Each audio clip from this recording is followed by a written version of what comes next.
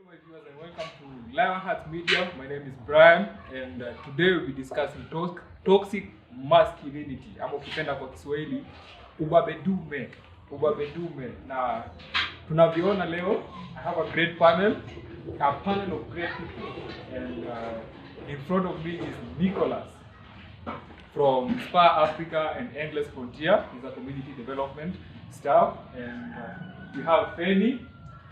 Fanny is also a community development staff and a student, Isaac Sita. So leo tunaenda kuongelea kuhusu toxic masculinity, na tungependa tu kuzungumza ili tujue what does it mean to be a man, what does it mean, how does the society portray a man to be, and in reality what should a man be. So Nicholas, naomba tu tuambie, as per you, what does it mean with the term toxic masculinity? Ukisikia mtu akitumia hilo jina toxic masculinity, what comes to mind? What comes to mind is these are exaggerated masculine traits.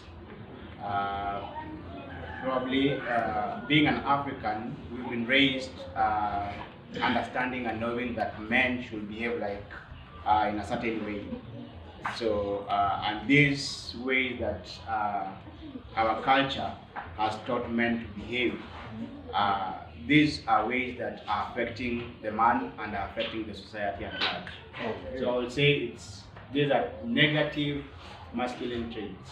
Negative masculine traits that are conveyed by the society that we are taught as we grow up. So, Fanny, the only lady among men talking about men, what do you understand when it comes to masculinity? This is quite an interesting topic because men are facing a lot and it's been ignored. We only think about the ladies having the problem, but it also trickles down to the men because it's a two-way traffic.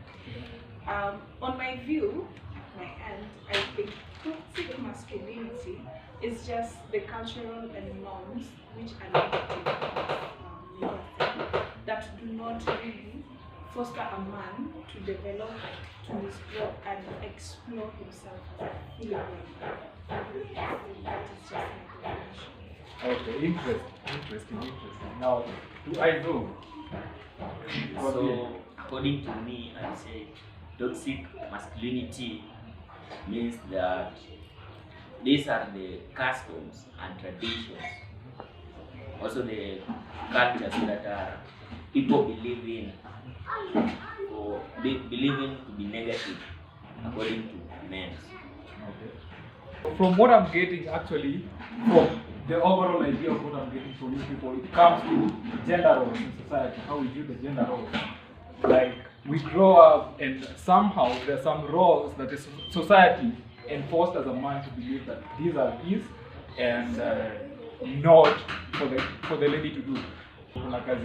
But soon, ama sahi, kwa society sahi, tunapata that women are struggling, especially in the slums, and more and more women wameingilia kazi ya mjengo, si ndio? Sure. So is it a bad thing kufanya kazi ya mjengo as a woman?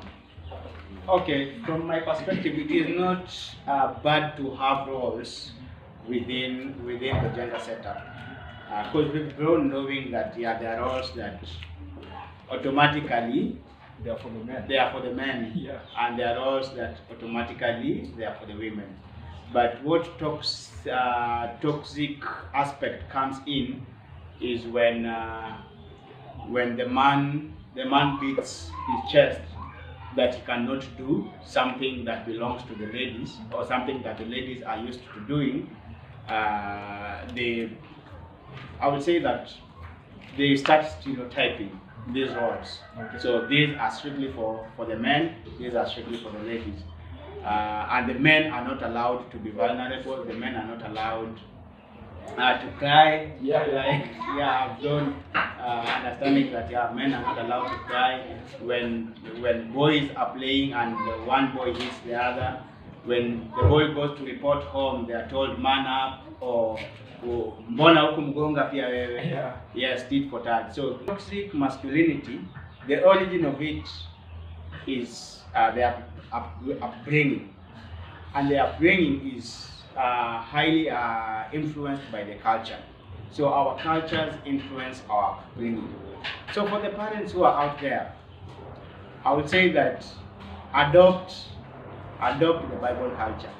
So when we are talking about masculinity, it narrows down to how people are brought up, how men are brought up from their families, and how society is bringing up the men in the society.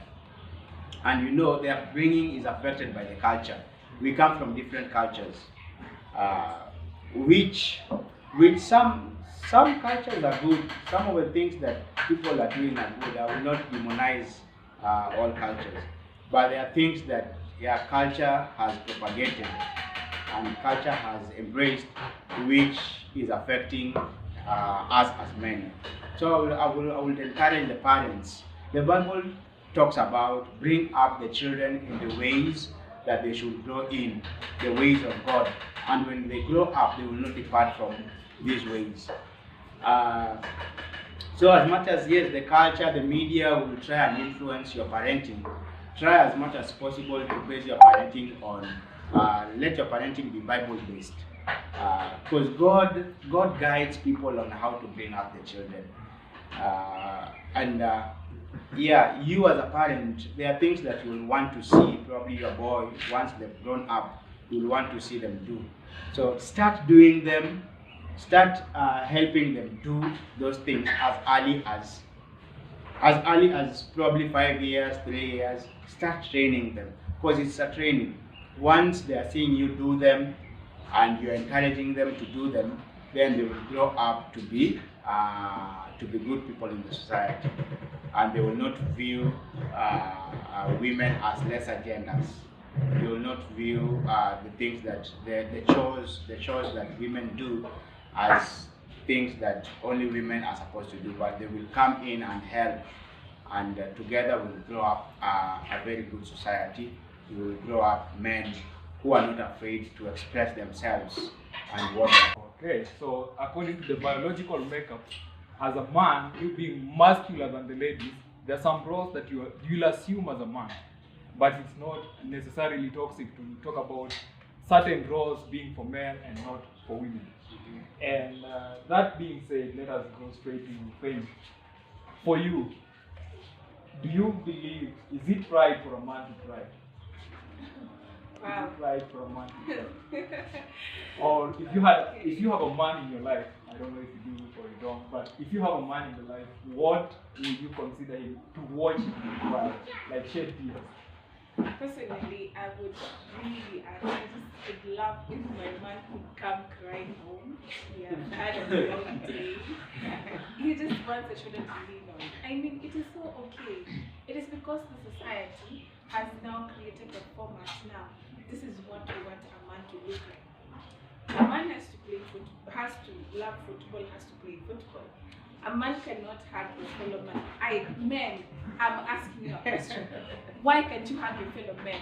What is the problem? Because personally, I've grown up with a different setup. My dad used to hug his fellow men. And coming to interact with my peers, it becomes hectic. You tell, okay, we just meet after a long time, you guys are meeting, you're hugging, and then you see men are like, yeah, bro. I'm like, what? And you've not seen someone for like 3 years. It is not, just hug someone, it's a way of expressing love. It does not mean when you shoulder. No, men, kindly. Let's try to work on that. It is, because my dad would hug his fellow men, I'm like, okay, that is so okay. He's expressing love to the other. It is not ushoga. So if we can work on that. And we just try and make life to be a little bit easier, because you make people now think like, hey, being a man, it now looks like a bad thing. Because we are raising a different generation. People who are like, it is only ladies, because now it's been trickling down to all those generations. So they know, when I get to this age, hugging a man, that's a total joke. They say, hey, you're in chezo. Okay. You're in chezo, media. So it is somehow the society, I'd say, and being brought up also in such families, because you grow up knowing that as a man, I'm not supposed to cry in front of anyone. I'm supposed to go and cry in the washroom. when one is seeing you, but you're not really expressing your thoughts and what you think inside, that you would really need someone to help you. May wonder, why do you keep quiet? I mean, men, open up. If you are hurt, you are hurt. You cannot hide it. You know, you try to hide it, but it keeps on eating you inside. The day you'll explode on a negative side, which is people will be like wondering, what is your problem? Okay. Yes, so it makes people to have so many issues that we cannot really open up. But as men, if we decide to open up, I think some issues will be our problem shared is half solved. So if we can try to open up as men, so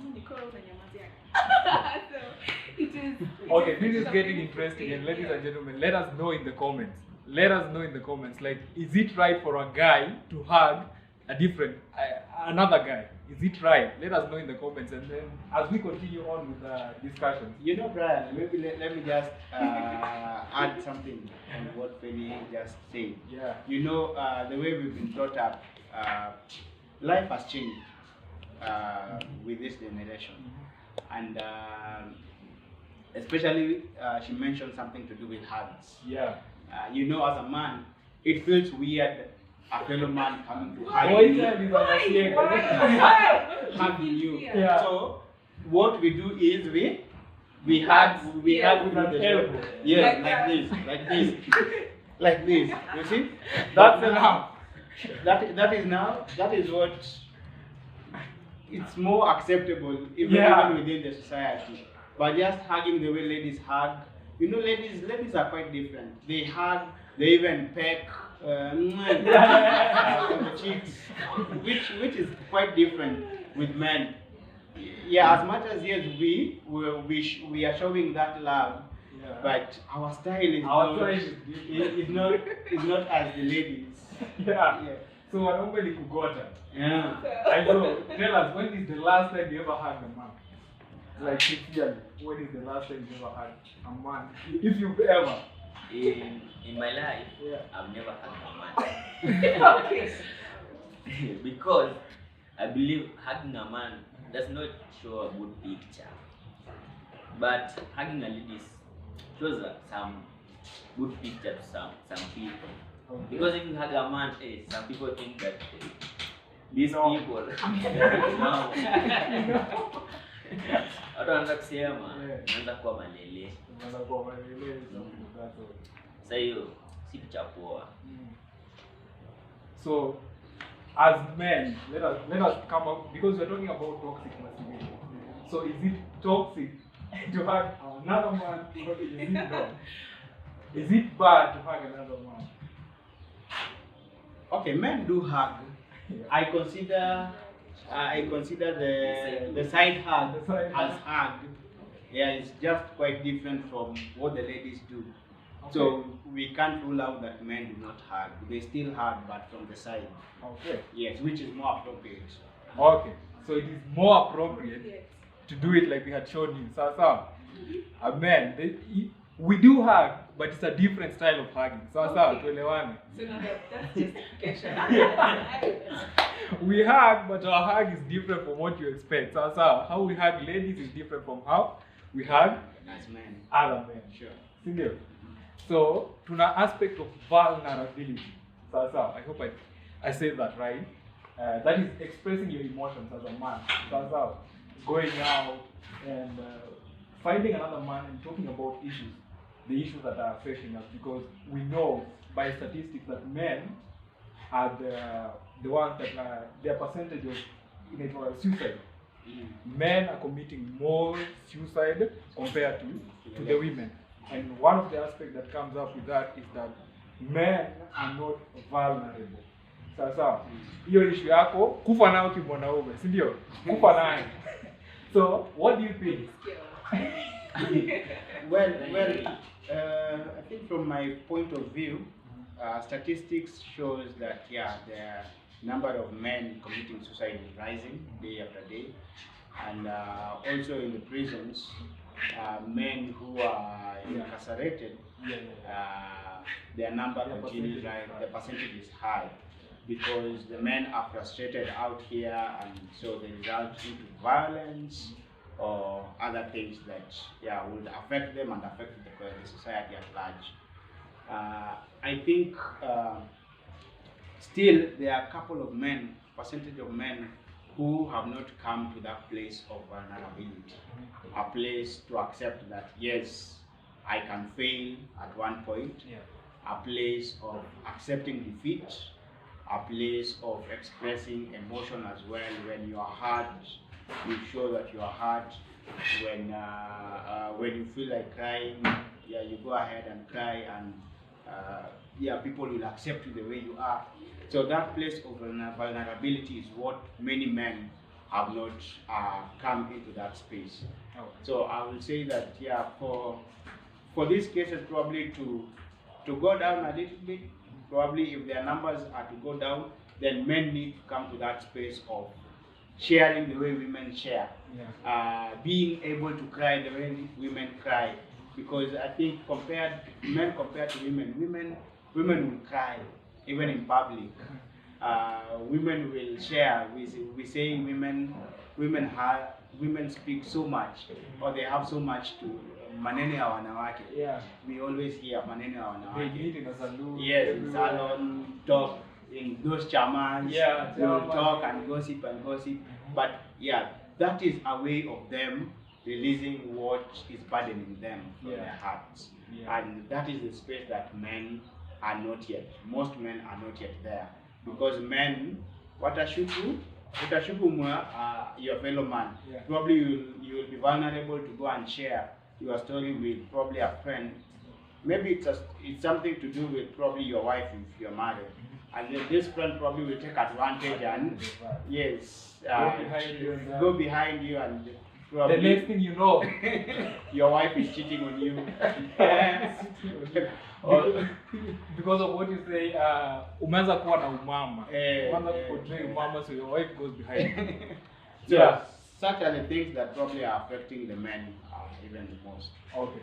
And maybe just to, as men, women find it easier to confide into other women and other ladies, people. Women find it easier to express themselves because they are good with the emotions. Society trains us not to be good at revealing or expressing our emotions. So you as Isaac, uko na ndume fulani uko ile mwenye unaendaga kwake as a mentor, as a big person, somebody that you look up to, mwenye unaendaga kwake, maybe if you have an issue, unaenda unamwambia and then you try and solve. Ama if you have like a group, a support group, wale tu boys, when mnakaa mnabonga about issues about life, you have such a person. But mimi niko na group yenye yani niko na problem nawaambia kama boys tuna share. Alafu bado pia niko na mentor. Yani nikiona hiyo group watanisaidia vile nilikuwa nataka, naambia huyo mentor. Alafu akishindwa pia naweza kuja na tafuta other people na share nao, alafu mimi ndio atanihelp. Okay, so umesikia. And how about you, Nicholas? Do you have like a group of men that you trust? Are these particular man that you have in life and when you look up to, when you if you have an issue, you confide, you be vulnerable to this person and you trust that whatever you speak to this person, it remains with both of you. Well, yes, I do have a couple of men that we just sit down, talk about issues. Because I'm married, so my friends that I talk about these issues are also married. And so we'll sit down and just discuss about challenges that we are facing. But again, I must say that I'm always cautious of what I'm letting out. Because again, I don't want to expose my family that much. The things that are able to be exposed, then I will let them out. But in this aspect, probably we'll also touch on even young boys as men, those who are still in school, what toxic masculinity means to them. And because it's a society it's a generation that we are bringing in. So that's one thing to talk. Want to add something? Okay. The definition of man. So I'll define man according to sex and gender. So according to sex, the physical appearance. people believe that the physical appearance means that it's a lady or a man. What am I like? Yeah. and gender, I'll define gender according to the traditions. So gender means someone is a male or a female. So male to men means that the work they are doing, the chores they are doing. So that will show that he's a man. Okay, so going back again to the gender roles. To the gender roles. Back to the gender roles of society. Brings it out. Nicholas, we know that you're married and you have a kid. Sasa, did you ever change the diapers? Well, that is an interesting question. Yeah. As a man, I grew up in the slum, so most of the things I was taught how to do them. Okay. So I would say that I was brought up well. So Right. yes, I'm married. I do change diapers. You changed diapers? Yes, there are days that there are weeks that I take a full week to cook at home. Okay. Yes. Interesting. And just Boys, hope recently, you're taking notes. just recently, my wife, currently my wife is not working, so there was a time, just recently, she complained she had a swell on her finger. So I thought, okay, what can I do to help at least relax? So I decided one day I'll just wake up and wash the clothes. Wow. Doing And the laundry. I did wash the clothes. I don't have a washing machine, so You could like walk this. through. So she woke up and she found clothes are clean, the utensils are clean, and the house is clean. And she was like, oh my God. I don't see it as I am less of a man, because again, we help each other. Yeah. So for me, doing the household chores is not a big deal. Yeah. Because I've grown doing them in my mother's home. Right now I'm married, so it is never a big deal. Yeah. It is never a big deal for me. So my boys, kama mmesikia, there is many of you, especially the bachelors, watu wenye wamefika wako almost. Most people hurry to marry because kuna vyombo tu jo, herupike mara moja kwa wiki, lakini hizo vyombo usiguse. Nguo zina pile, unarudia and all that stuff. Umesikia from Nicholas, he's married, he has a wife, has a kid, ana change diaper, anafua, wanasaidia na kuosha vyombo and all that stuff, and that's not toxic in any way. Sasa, so that's just being a man. Sasa, being a man ni kusaidia because these women were brought as helpers. And with that, maybe as we come to the conclusion, tujue tu, like, let's summarize this. Tujue what does it mean to be a toxic man or to express toxic masculinity? Just to summarize like all the things, and then what does it mean to be a responsible man? Sindio? To bring that into context so that mtu mmoja ataona ajue this is toxic masculinity. If you do this, this is toxic. If you think this way, this is toxic. But if you do this, you're being responsible, you're being a man, and that is expected of you. So, pengine utupatie tu to you what is an example of being toxic, of expressing toxic masculinity and just being a responsible man? Personally, I would say, because it reminded me of my dad. He was giving us a story. Let me just do it. A summary. My dad used to wash diapers when my mom gave birth. He used to cook, he used to do the dishes, and he would tell us that does not make you not to be a man. It does not deprive you the title of being a man. You know, we were brought as helpers, but if you want to treat your wife, or you want to treat your woman as someone who came to do your chores, to do everything for you, it just really makes you not to know the definition of yourself personally first before even just going to the wife.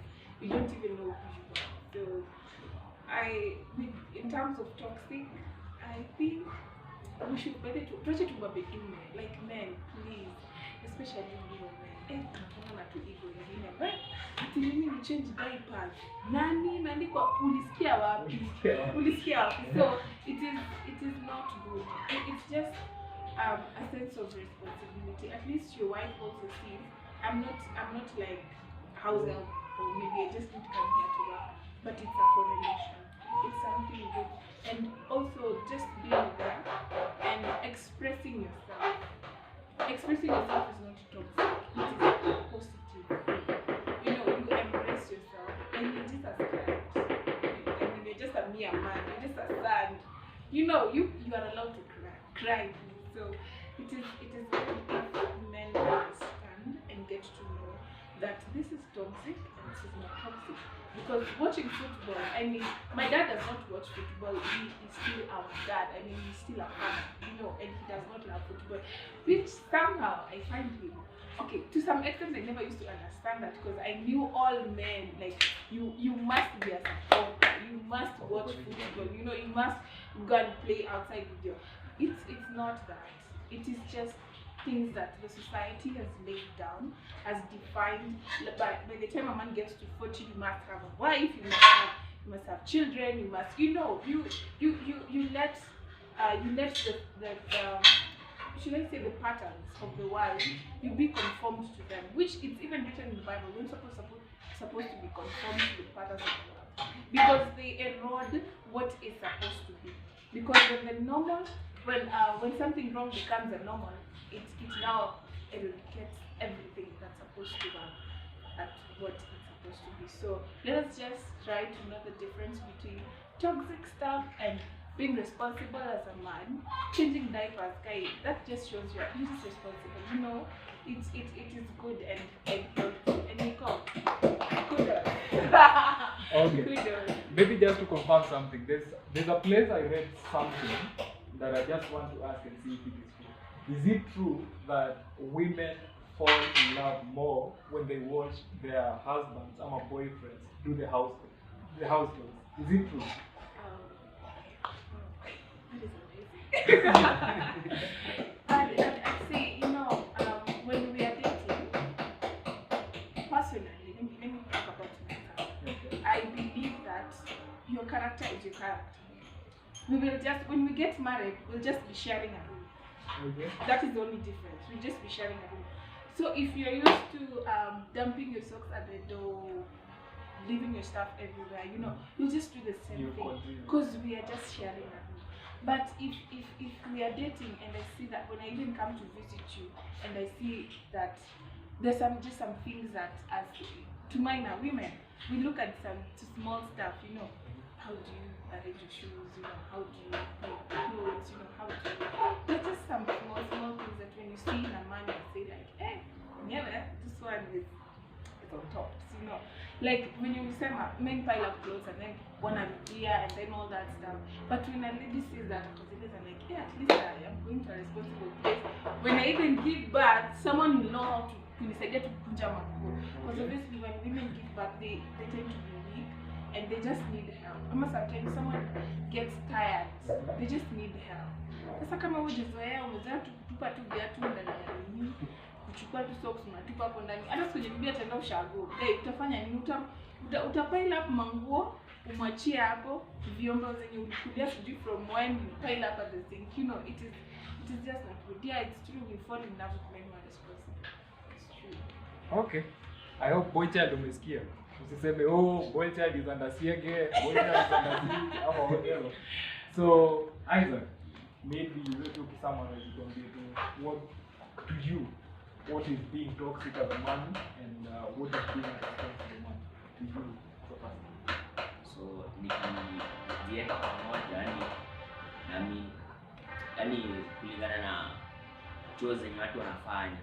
Hiyo ukianza kuchagua kazi, unajua kulingana na kazi, our boss are together, women and men. Sasa ukianza kusema ati huyu anaweza fagia, huyu anaweza panguza mahali, unaanza ku break hizo bonds. Sasa una break hizo bonds, yani kurudisha hizo bonds pamoja ni hard. Sasa ina mean yani kani kazi usichague. Alafu tena kama wewe you are a man, hii mambo yenyewe uko na nguo tu unazichukua unazipeleka laundry ufulie. Jitrain tu mwenyewe. Hiyo ni personal hygiene, unajitrain. Sasa ukianza kufanya hivyo, sio ukioa alafu bibi yako atoroke ama aende mahali, unakuwa unafanya hivyo bado. Si ndakana ni tu unatrain kufanya hizi kazi za nyumba. Ndio unazoea, unajua kuzoea kitu ndio kujua. Kujifunza pia ni kujua. I would just like to mention a few traits that characterizes negative masculinity, which I'll just read from my notes. One of them is aggression. Mtu tu ako so aggressive, and aggressive in a negative way, not aggressive as in finding jobs or doing something positive in the society. And then having sexual aggression or control. Mtu ana control, sexual control. Anataka kulala na msichana by force. Na kulala pia na wasichana wengi. And then showing no emotions or suppressing emotions. Mtu hataki kulia. Best yako amedai ama msema close one amedai, hataki kulia, uko hurt, hataki ku express emotion ya umekuwa hurt. Then hyper competitiveness. As in wewe ni mtu ushindwangi. Throughout ushindwangi, tu machalia washindi, unaona. And then needing to dominate or control others. So when you see probably especially the women trying to rise up and challenge you, unaanza violence. Tendency towards glorification, self-glorification and violence, and then isolation. Then we have things like low empathy. I feel as in hiyo ni shida yao, and then things like being entitled to things. Hii ni ya machali ndio lazima wasafu kwanza wakienda DH, kama ni shule iko mixed. No, machali ndio lazima wasafu kwanza. So something like such things like those ones. And then chauvinism and sexism. And then some of the traits of being a positive masculine man. Positive masculinity is openly experienced. Some of the traits are like one, openly experiencing a wide range of emotions. So you are vulnerable. You will experience. If it's cry, you will cry. If you are angry, you will show that anger. And then interdependence. You are able to depend also on others. Yes. No, we are not Google. As in Google is Mr. Know-it-all. We are not Google. So we need to depend on each other. Depend on the ladies. Ladies will depend on us as well. And then being just at a place of vulnerability, being able to accept that yes, this is tough for you. This is tough for you, and openly speaking it out. Then being able to cooperate with others as well, being kind, being soft.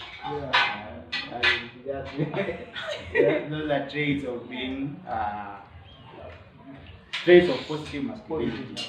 And then probably in the home setup, wash utensils, help clean the baby, help change diapers, help wash clothes. These are not strictly for women. Just imagine if your mother was at that stage where hawezi kufanya hizo vitu. Would you let her there? Ama you come in, you'll chip in and help. So let's treat each other with respect, whereby we can sit down and discuss, we can sit down and express each other's feelings, we can sit down and help each other. It doesn't make you less of a man. I am still a man, and I'm doing these things once in a while. Hatujapatiana timetable kwa home ati sasa mimi nitafanya hii, wewe kesho ni it doesn't go well with men. But men should come to that point of just being selfless, going out to help when need arises. Even when the need does not arise, just once in a while. Yes, once in a while, come there and do the things that probably your wife or the ladies are doing. So maybe just to sum up, the thing is that masculinity, being male or female, is genetic. But how we assume these roles as we grow, these things are defined by the society that we find ourselves growing in. And most of the time, you do not get to choose where you're born. Most of the time, you do not get to choose who your parents are. You do not get to choose the influence that these people have in your life. Those are things that you do not get to choose, but they are things that are enforced on you by life itself. So we find ourselves growing in different societies, and then how we grow and how we assume these gender roles differently. It's different from place to place, from culture to culture, from society to society. So there are traits that are actually toxic, and they've been there for the longest time. And most people, maybe different societies, even don't notice that whatever they're doing is bad. And this is like enforcing domination in men. Like maybe in schools, maybe primary schools, that is when I experienced something of that sort, because I was good in primary school. I was performing very well in terms of school academics, but most of the time, if I would find myself like to be in the second position and the person to be ahead, to be a girl, most of my teachers will come to me and tell me that you need to man up. You need to be man enough. There is no way you're being defeated by a girl. So, you need to stand up for yourself, you need to pull up yourself, you need to work harder to ensure that you dominate. And that is toxic, and most of us like promulgate these ideas without even knowing, unconsciously knowing that whatever we're doing is wrong. And we advocate for them. And yeah, that is toxic. And I'm really glad that on this panel that we have two community development staffs, that is Nicholas Sonora and Feni Ugembo. And we have actually somebody who's actually a beneficiary, because these two act as mentors. They have a group of people that meet up with them and then confide in them. He has a group of boys that come to him. I am actually also part of benefiting from Nicholas, so he's also part of my mentor. So I have him to confide in. I have him to be vulnerable to, and Isaac here has also a different man, and I also have different people that look up to me. And therefore what I do affects different people. And yeah, from what we've heard from all these people is that it is not wrong for a man to express his emotions. Jesus was God in form of man, but he had the audacity to express the emotions, in that he wept when a man who is that the man Lazarus. Was it Lazarus? Lazarus is the one who had died. When Lazarus had died, Lazarus is a man, but Jesus had the audacity to weep. Sasa mwanaume akidedi kama ni best yako, find it in you. Sasa it is okay to weep. Sindio? It is okay to express your emotion. It is okay to be vulnerable to find somebody that you can confide in, because we find suicide and all that stuff. And then also, as men, we need to know that there are these games, video games. There is GTA, there is God of War, there is NFS.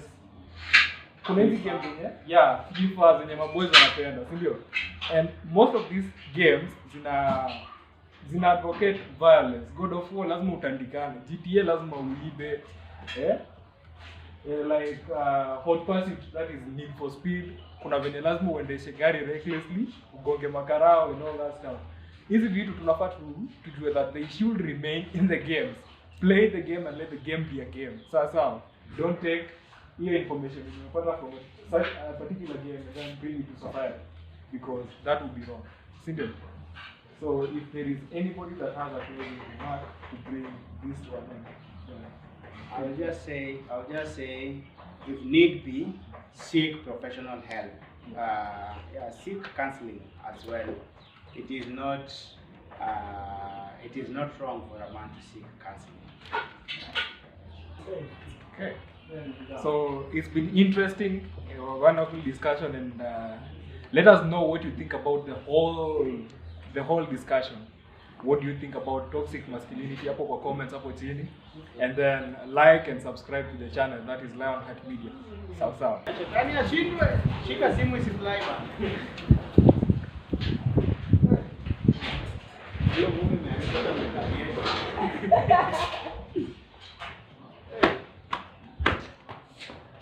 Yo, watu wa makeup team, makeup artist. Warudie ba.